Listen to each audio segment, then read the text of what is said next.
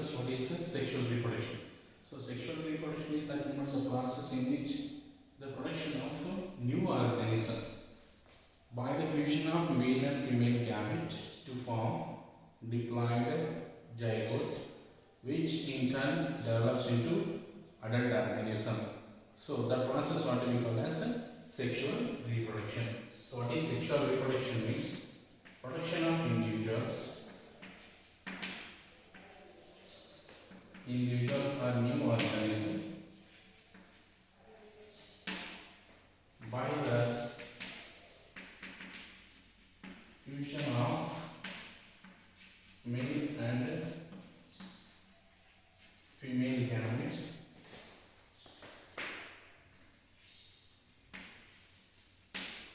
to form diploid zygote, which develops into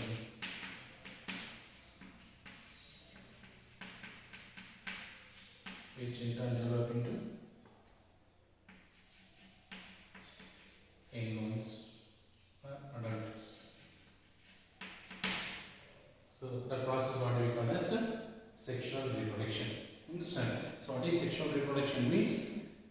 Production of new organism by the fusion of male and female gamete to form diploid zygote. This zygote later on develops into adult organism. That entire process what we call as sexual reproduction. So in earlier classes we have seen that during sexual reproduction the important mechanism we have seen what it is replication. What is the important process is replication. So what is the replication?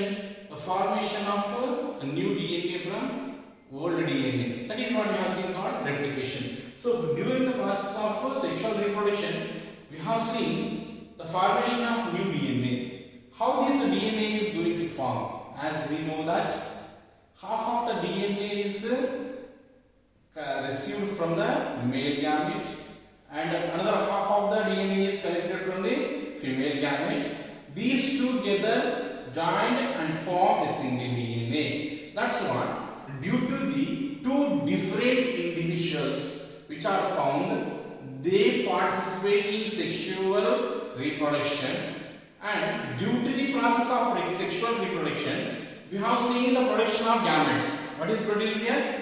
Gametes are produced. These gametes, during the process of zygote formation, their DNA concentration, their DNA is going to reduce. So due to the reduction, the DNA or of the zygote, the reduction of the zygote of the male and female gamete. So what is happening here? Half of the DNA is present in male and female. These together form a single DNA, complete DNA in zygote. That's what, during the process of sexual reproduction, the replication mechanism is one of the very essential process. Usually brings the development of variation. Means new characteristics are developed due to the fusion of two different types of gametes. That's what we are seeing reproduction. Based on sexual process of reproduction, the organisms we can see, they are classified into unisexual organism as well as bisexual organism.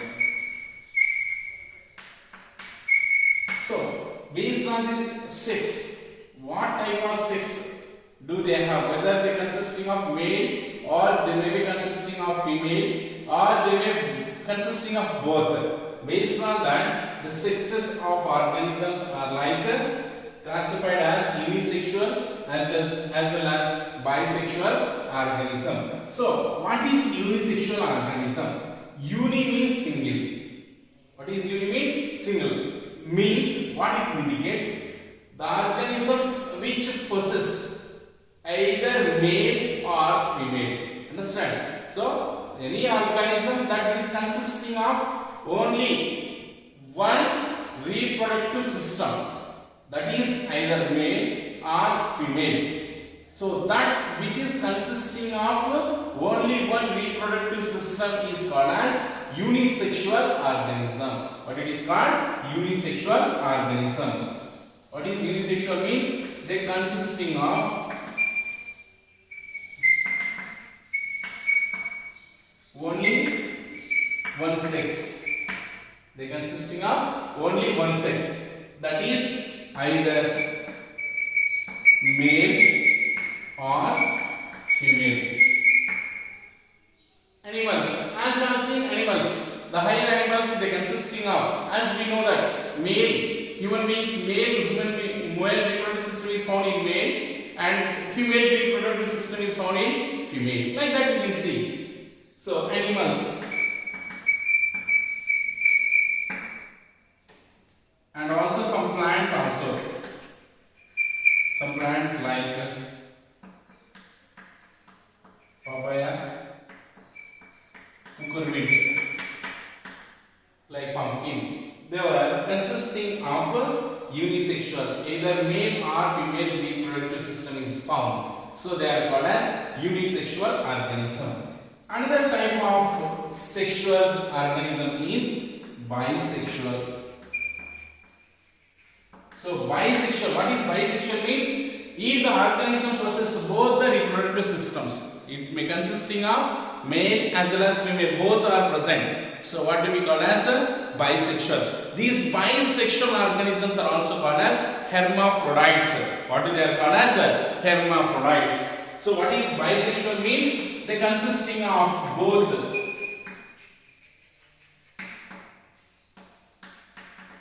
both male and female, both are present. Male and female both are present. That's why it is called as bisexual organism. These bisexual organisms are also called as hermaphrodites.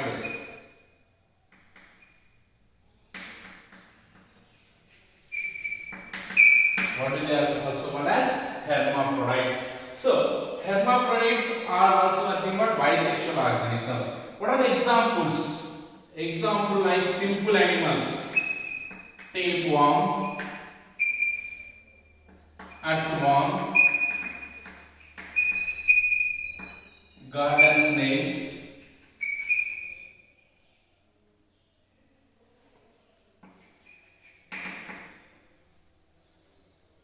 plants like most of the plants are bisexual in nature.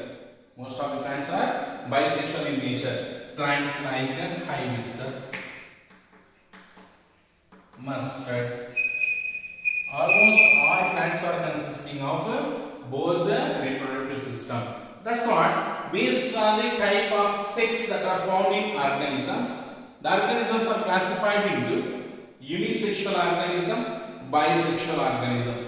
What is unisexual means? Uni means only one, that is single. So organism consisting of only one sex, that is either male or female. So what they are called as a unisexual organism. And bisexual means both. Bi means both. Two are present.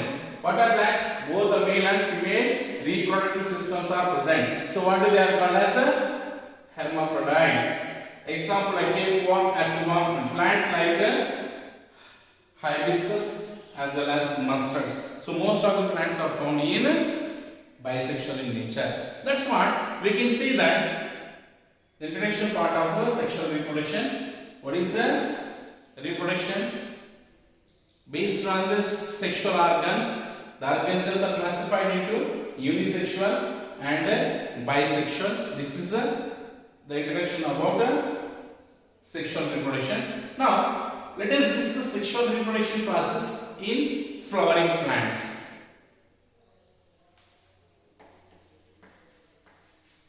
Sexual reproduction in flowering plants.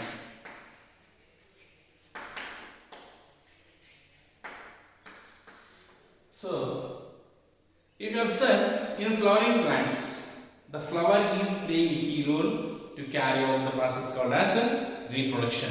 So, the events of reproduction means all the process of reproduction that are going to occur in the flower. Understand? So, where does the events or the process of reproduction is occurring in plants is in flower. Understand? So, in the flower, all the process of reproduction is going to be occur.